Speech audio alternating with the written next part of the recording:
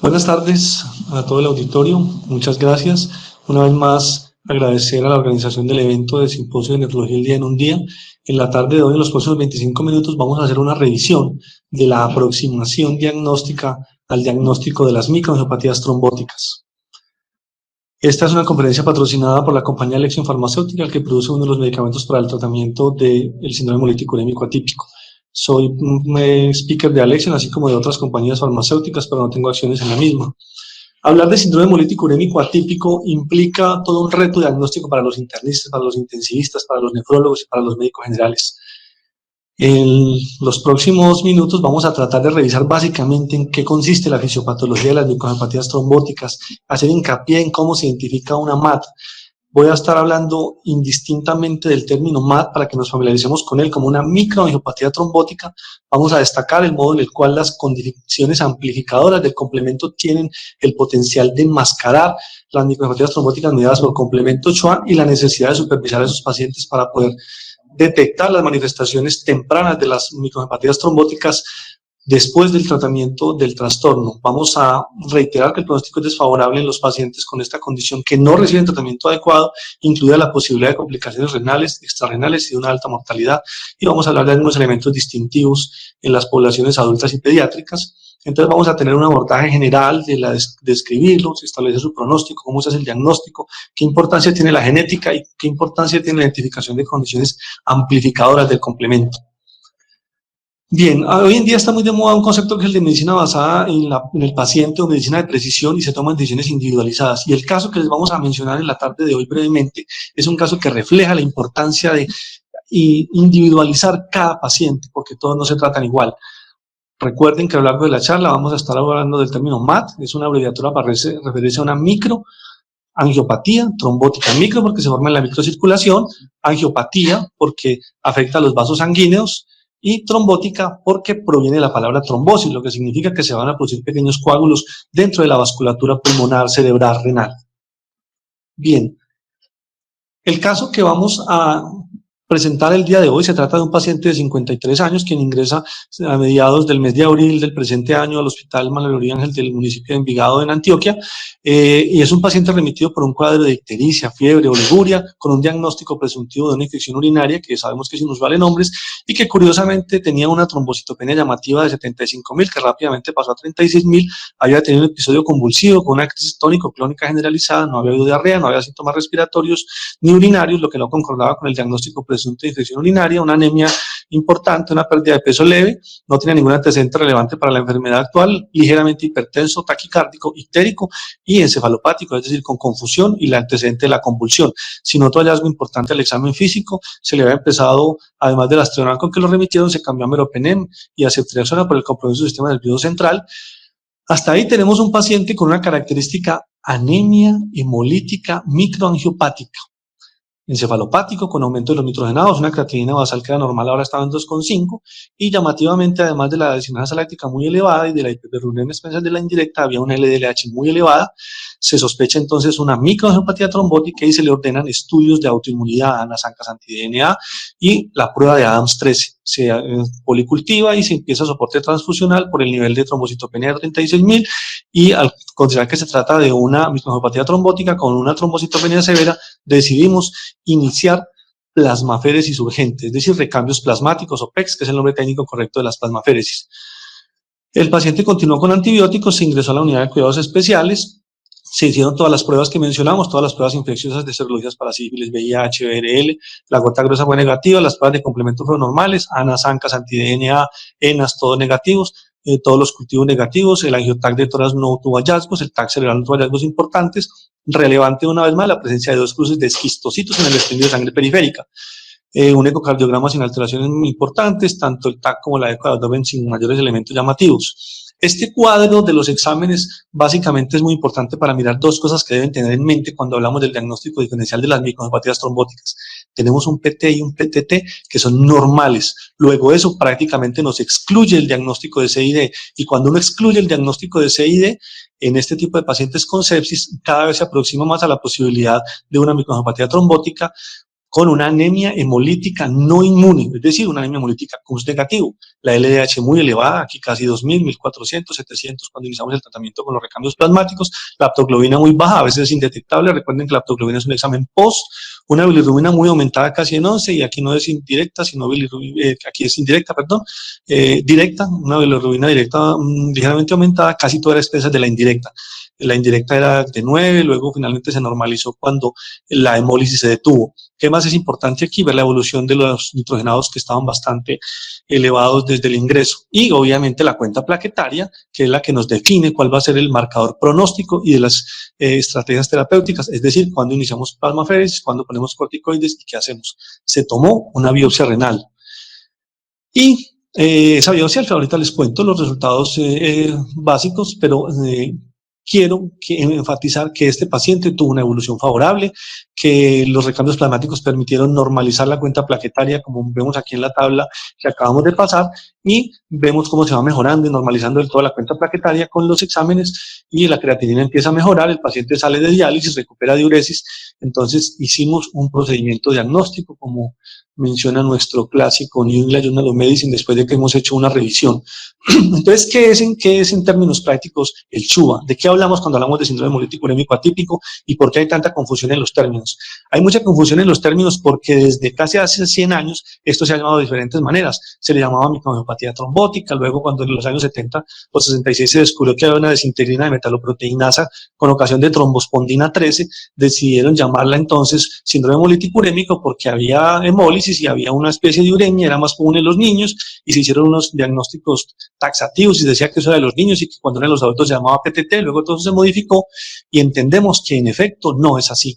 que esta es una enfermedad que tiene un espectro muy amplio. Bien, así las cosas, entonces tenemos unos elementos que son los que nos van a definir cuando un paciente tiene una anemia hemolítica microangiopática, porque hay presencia de hemólisis, como ya vimos, bilirrubina aumentada, LDH aumentada, quistocitos presentes en el estilo de sangre periférica, aptoglobina baja o indetectable, asociado a síntomas que pueden ser en cualquier órgano o sistema, neurológico, renal, gastrointestinal, cardiovascular, pulmonares, o síntomas visuales, como el primer caso que vimos aquí hace unos 9 o 8 años en la clínica cardiovascular, cuando una paciente de una crisis hipertensiva severa con 240-120 había tenido previamente una consulta por una trombosis central de la retina. Es un caso muy interesante. Entonces, ¿a qué nos lleva esto? Nos lleva a que hay un árbol de algoritmo de diagnóstico diferencial de 3 entidades básicamente que tenemos que tener en la cabeza cuando hablamos de MAT. Ya dijimos que MAT es microangiopatía trombótica indistintamente. Ahora, es muy importante. Ustedes leen textos clásicos como Up to Date, New England o la escuela americana o anglosajona, ellos están empezando a evitar este término. Ya no nos hablan de SHUA típico, sino que quieren que ya vemos por la nomenclatura de microangiopatía trombótica mediada por el complemento. Eso es para referirse a al mecanismo fisiopatológico que nos permite entender la enfermedad y así diferenciarla de la púrpura trombótica trombocitopénica y así diferenciarla del síndrome hemolítico urémico característico de los niños, que es producida por la toxina chiga de la Escherichia coli, que produce una activación del complemento que produce una gran cantidad de liberación de citoquinas proinflamatorias, factor de necrosis tumoral, interleuquina 6, y también produce obviamente una gran cantidad de complejos de ataque a la membrana C5b9, pero que tiene una fisiopatología muy distinta, así el mecanismo común final de daño sea distinto. Y para diferenciarla de una enfermedad que es mucho más común en adultos, que se llama la púrpura trombótica trombocitopénica o PTT, y que tiene una fisiopatología completamente diferente y que se trata básicamente de una deficiencia severa, severísima de los niveles de Adams 13, de la que ya hemos hablado antes. La deficiencia de esa enzima solo se puede corregir colocándole plasma a las personas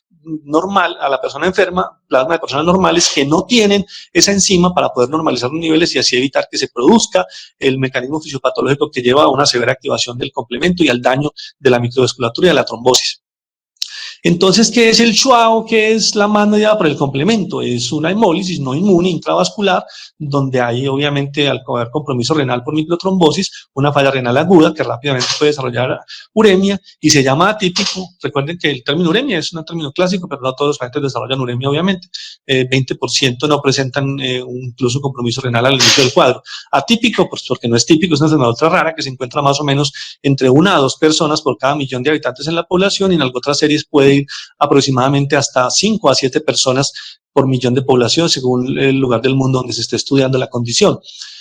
Los pacientes entonces van a tener una actividad aumentada del complemento, ya vamos a ver cómo y por qué. Esa actividad es crónica del complemento, eso va a terminar por producir esta trombosis, oclusión de los vasos de la microcirculación, isquemia y daño progresivo de los órganos. Es así como hemos visto pacientes con fenómenos vasculíticos que hacen necrosis de la piel, tipo gangrena, que creemos a veces que son púrpuras fulminans, pero que cuando vamos a mirar realmente son condiciones revertibles. El grupo de la Costa, en cabeza del doctor Aroca y el grupo y los doctores de Santa Marta presentaron un caso espectacular donde se vieron una necrosis de la piel y un paciente que estaba para amputar y que en menos de 48 horas de iniciar el tratamiento tuvo una respuesta dramática cuando se bloqueó la vía final del complemento a nivel del C5B con un esquema de tratamiento que enseguida vamos a ver. Este trastorno de la regulación de la vía alternativa del complemento, que es la fisiopatología básica del SHUA o la más mediada por el complemento, básicamente ocurre en un escenario donde existe alguna condición infecciosa, medicamentosa, algún estresor que dispara esa condición de un complemento sensible que pierde unas proteínas que se encargan de regularlo, y esa regulación esa activación no regulada del complemento es lo que nos va a llevar al desastre sistémico de las convulsiones por compromiso neurológico, de la hipertensión arterial acelerada o hipertensión arterial maligna, que es un diagnóstico interesante y complejo en el diagnóstico diferencial y que casi siempre está presente en este tipo de pacientes como una pista diagnóstica. Ya hemos mencionado repetitivamente cuál es la tríada con la que vamos a identificar cuando un paciente cursa con una MAT. Es muy importante tener en cuenta las condiciones amplificadoras del complemento. ¿A qué me refiero cuando hablo de condiciones amplificadoras del complemento? Me refiero al lupus eritematoso sistémico, al HELP, al embarazo, a una sepsis que pueden desencadenar la enfermedad. Esta es la estadística mencionada de la presentación en el mundo. La cantidad de órganos que pueden estar afectados, miren que casi la mitad de los pacientes tienen algún compromiso neurológico o cardiovascular o un compromiso gastrointestinal importante. ¿Cuál es el elemento fisiopatológico clave a entender para poder comprender de qué se trata una MAT mediada por complemento o SHUA, como prefiramos llamarla? Existe una pérdida de la función de ganancia de las proteínas del complemento, específicamente la coproteína de membrana, el factor H, el factor I, y estas proteínas de la membrana, que son las que van a regular el complemento, van a hacer que la vía común final del complemento esté permanente y crónicamente activada. Y el C3, que es el punto de partida de donde la vía alterna a través del clivaje de C3A y de C3B para activar la C5 y la C5 a su vez para activar el C5A y C5B. Una vez excindido ese C5B, se produce el C5B9, con el que todos estamos familiarizados como complejo de ataque a la membrana, que es el que se encarga de perforar la célula endotelial y de liberar todos los factores quimiotácticos que van a producir una inflamación sistémica severísimo y que incluye algunas interleuquinas que están de moda ahora, como la interleuquina 1 y la interleuquina 6, que están pues ahora de moda por la enfermedad del COVID-19. Y esa condición no se detiene y el paciente entonces tiene un daño por la misma activación del sistema de defensa natural del organismo, que es el complemento. Eso hay que diferenciarlo básicamente de lo que ocurre en la púrpura trombótica trombocitopénica, que aquí una vez más volvemos a mencionar que esta enzima, la ADAMS13, que en condiciones normales está ligada a la pared externa e interna de la célula endotelial, es la encargada de lisar, de destruir los monómeros y polímeros del factor de von Willebrand, que en condiciones normales deben lisarse, pero cuando eso no ocurre, esos polímeros gigantes y los multímeros del factor de von Willebrand van a tener esta configuración gigantesca que va a encargarse de producir la obstrucción celular. Y diferenciarla también de la liberación de la toxina chiga de la Escherichia coli, que es la que produce la TEC-SHUA, en donde hay también una gran activación de estas sustancias proinflamatorias, pero allí ocurre es porque hay una inhibición de la capacidad de detener las células proinflamatorias y se activa entonces también el complemento y va a haber una masiva liberación de interleuquina 1 e interleuquina 6, y eso pues también ocurre a nivel de la pared glomerular, y por eso específicamente es que se produce el característico compromiso renal del síndrome hemolítico urémico atípico de los niños. En esta imagen nosotros vemos entonces como en la PTT lo que hay es una deficiencia de la ADAMS13, y esa deficiencia va a hacer que este multímero de von Willebrand no pueda lisarse y se forman esos macroagregados que son los responsables de las trombosis que ocluyen el cerebro y que producen las convulsiones, que las tienen entre el 50 y el 70% de los pacientes que cursan con una PTT. Mientras que a nivel de la microangiopatía trombótica mediada por complemento SHUA, para diferenciarla de la PTT, en esta activación de la final del complemento tenemos la posibilidad de tener un inhibidor directo del C5A, del receptor del C5A, que es un anticuerpo monoclonal que se adhiere al receptor del C5A e impide que se produzca el C5B9, el complejo de ataque a la membrana, y la reversión de este fenómeno inflamatorio ocurre en horas. Los casos de estos pacientes son realmente dramáticos. Este medicamento, que es el que del continuación vamos a hablar un poquito, un par de minutos, es la piedra angular del tratamiento específicamente en esta condición de la MAD mediada por complemento Ochoa, es porque su fisiopatología básicamente depende de la activación de C3 y esas proteínas que acabamos de mencionar. Entonces los pacientes pueden consultar por una infinidad de síntomas que vimos son relacionados con el compromiso multisistémico que ella tiene. Entonces nosotros tenemos que tener una gran capacidad, un alto índice de sospecha, no toda ictericia, no toda anemia, no toda trombocitopenia es sepsis. Tenemos que tener activada la capacidad de los diagnósticos diferencial. Siempre que nos presentamos ante este reto diagnóstico tenemos la capacidad de revisar el tema, aún quienes lo hemos visto muchas veces, y yo les recomiendo el artículo clásico y tradicional del doctor Jeffrey Lawrence, a quien tuve la oportunidad de ver junto con muchos de mis colegas en Estados Unidos en los últimos eventos sobre complemento, y él describe de una manera magistral en este artículo y otros que se han producido después cómo hacer el diagnóstico de la miocardiopatía trombótica, y simplemente se resume en esta diapositiva diciendo que si usted tiene trombocitopenia en un paciente que tiene anemia y que tiene hemólisis y que tiene síntomas sistémicos, neurológicos, cardiovasculares, falla renal o síntomas pulmonares o visuales, y usted no tiene una otra causa identificable plenamente, y sobre todo si tiene unos esquistocitos en el extendido de sangre periférica, y si tiene una prueba de Coombs negativa, pues tiene una anemia hemolítica no inmune al ser Coombs negativa, y en ese paciente está indicado realizar la evaluación de la Adams 13 para mirar. Si esa Adams 13 es normal, eso quiere decir que el paciente cursa muy seguramente con una microcephalia mediada por el complemento Ochoa. Si el paciente la tiene severamente disminuida, menos del 5 o 10%, pues corresponde a una púrpura trombótica trombocitopénica, y si es un niño que tiene, o un adulto que tiene un cuadro antecediendo los síntomas de diarrea y una infección intestinal, pues muy probablemente estamos ante un STEC. Es bien importante revisar que han desarrollado herramientas como por ejemplo la tabla Plasmic. La tabla Plasmic es una tabla desarrollada para mirar cuándo es pertinente pedir unos niveles de Adams 13. Cuando uno tiene una tabla Plasmic de entre 0 y 4, tiene una baja probabilidad de que tenga la PTT baja, de 5 riesgos intermedios, y de 6 a 7 la probabilidad es alta. Esto lo pueden bajar a todos los teléfonos. Recuerden ese nombre. Permite predecir cuando uno tiene una alta probabilidad de que de verdad encuentre una Adams 13 baja, es decir, la que usamos para el diagnóstico de PTT. Entonces, en el algoritmo diagnóstico de las miocardiopatía trombóticas, donde está obviamente pues, la PTT, donde está el síndrome hemolítico urémico y donde está el SHUSTEC, este algoritmo se abre enormemente cuando excluimos la PTT porque tenemos los índices de Adams 13 normales, y cuando excluimos el SHUSTEC porque tenemos ausencia de infección intestinal, ausencia de cuadro clínico, o cuando hacemos una PCR, una serología para buscar la toxina chiga de la Escherichia coli. Entonces se nos abre una inmensa posibilidad de diagnósticos, desde una MAD medida por completo, o sea, embarazo, a HELP, por trasplante de médula ósea o renal o de cualquier órgano sólido, inducidas por drogas como clopidogrel, ciclopidina, inhibidores de la calcineurina, algunos autoinmunes como donde hay un lupus de por medio, hay incluso por neuraminidasa del neumococo puede producirse o desencadenar síndrome hemolítico urémico atípico, y uno que es más propia de los niños, que es por la deficiencia de cobalamina por mal metabolismo del ácido metilmalónico. Entonces, importante tener en cuenta que la triada puede ser incompleta. Miren, 13% de los pacientes presentó inicialmente un recuento plaquetario normal, no siempre está en todos los pacientes al principio, pero obviamente después lo van a desarrollar.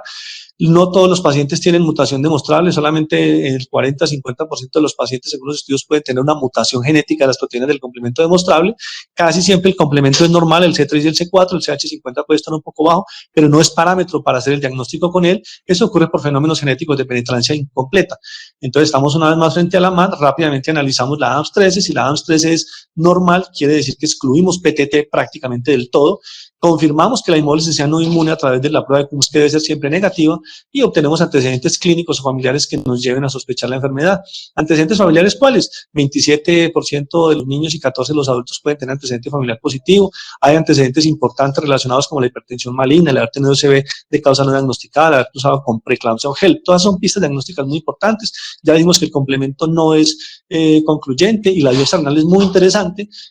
No hace diagnóstico definitivo, la utilizamos más para apoyar el diagnóstico, como en este caso que la pedimos, y como les dije ahora, tiene una presencia de dobles contornos en la vasculatura, se encontraban microtrombos, y eso iba en relación con el hallazgo, pero no es el elemento diagnóstico fundamental. Estas son las proteínas del complemento con las que nos familiarizamos, sobre todo quienes tenemos que hacer un estudio genético para mirar si es procedente llevar, por ejemplo, un paciente a trasplante renal sin conociendo la mutación específica identificada. Una de las más frecuentes y de mejor comportamiento CFH, así como MSP, hay algunas de una mayor agresividad, o cuando existen la combinación de dos proteínas del complemento deficientes, podemos tener pacientes con una altísima probabilidad de recaída, al punto que se tienen que tratar con inmunosupresión potente y con esquemas especiales que manejan los grupos de trasplante para evitar una recaída del trasplante en un paciente que ha perdido los riñones por esta microcepatía y que puede ser trasplantable. El diagnóstico, una vez más, para recordar que no requiere la identificación de una mutación. 44% de los pacientes no se logra encontrar la identificación de la mutación. ¿Qué es lo trascendental del tratamiento? Tenemos que saber que cuando hemos identificado el paciente con el CHUA o mano por complemento, existe un medicamento desarrollado inicialmente para la hemoglobinuria paroxística nocturna, que está indicado tanto para adultos como para niños, que ya dijimos que es un anticuerpo monoclonal humanizado recombinante que se une específicamente a C5, inhibe la activación del complemento y controla esa cascada del complemento no regulada. Aquí es muy importante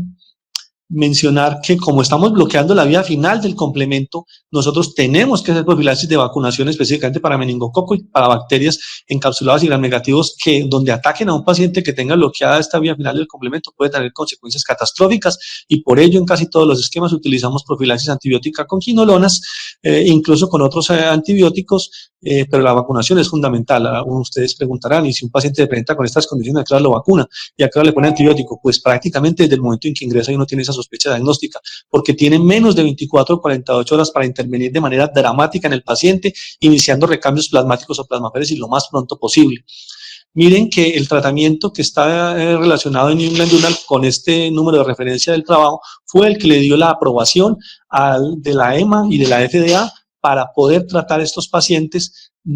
con resultados a las 26 semanas y al año, indicando que la respuesta con ausencia total de recaídas en los pacientes llegaba hasta el 90% en seguimiento a 26 semanas y a un año, previniendo las complicaciones tanto renales como hematológicas, es decir, sin trombocitopenia, y tener en mente que este esquema siempre tiene que revisarlo uno cada que se va a enfrentar a un paciente al que va a tratar nuevamente, pero empezamos con 900 miligramos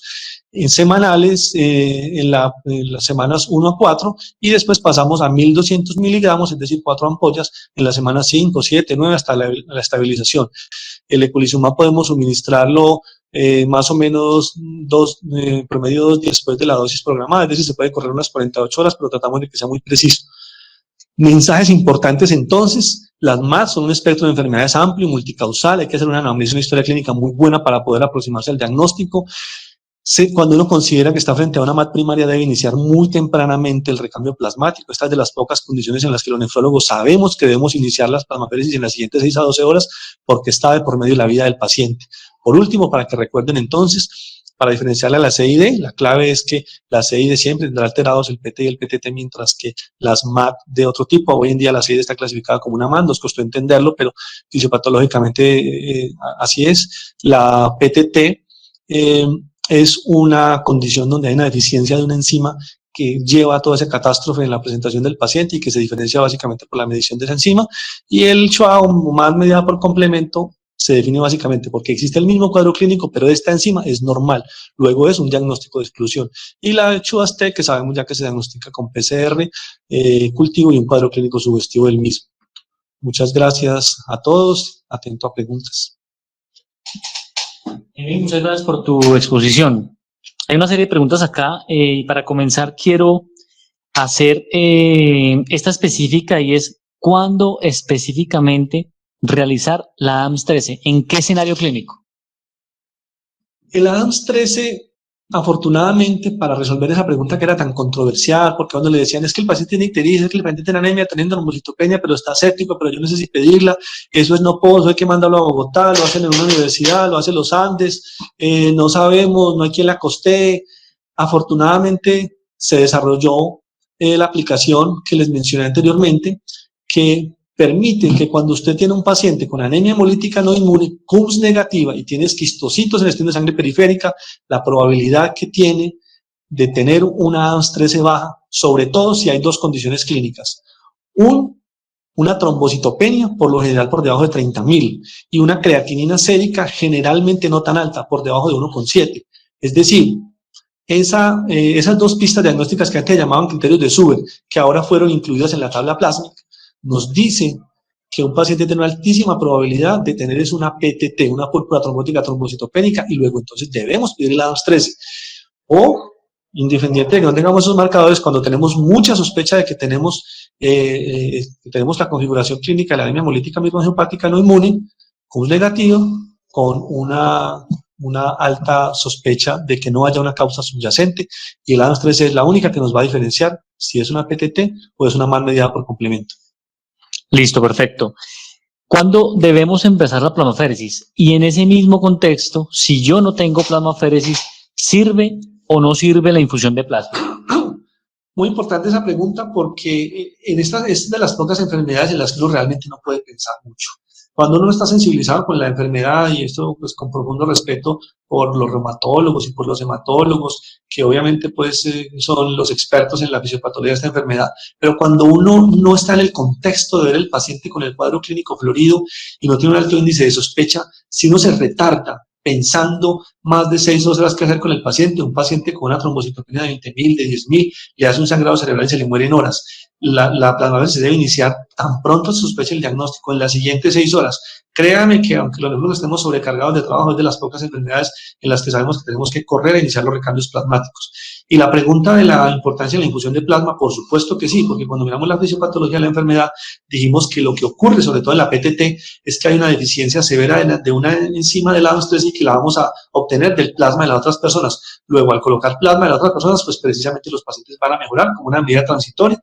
como apagar el incendio. Por supuesto que no atiende al diagnóstico, a la fisiopatología de la enfermedad, resolverla del todo, porque si el complemento está activado, pues esto va a ser una medida solamente transitoria, pero tiene mucha utilidad y de hecho es lo que se hace en niños mientras se hace el diagnóstico. Obviamente, tratando siempre de medir la enzima ADAMS-13 antes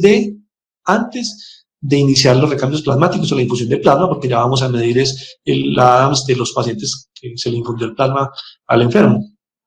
Emir, ¿qué valor le das al diagnóstico en el escenario de un paciente con trombocitopenia y la realización del extendido de sangre periférica? Mucho.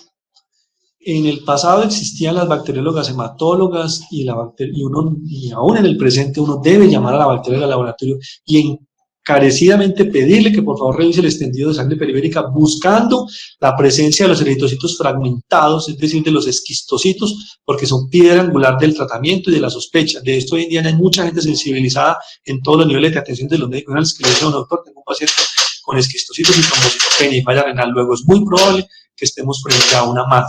Es fundamental que la bacterióloga lo revise 1 y 2 veces, que haga un extendido periférica al otro día, que mire que si el paciente está demasiado anémico, puede no ver los esquistocitos, que si no está pensando en verlos eventualmente puede no verlos, como se ven tan poquito a veces puede no reportarlos, es decir, había 1 o 2 por campo y no se los reporte. Muchas veces nos apoyamos en el hematólogo o en la bacterióloga hematóloga para ello.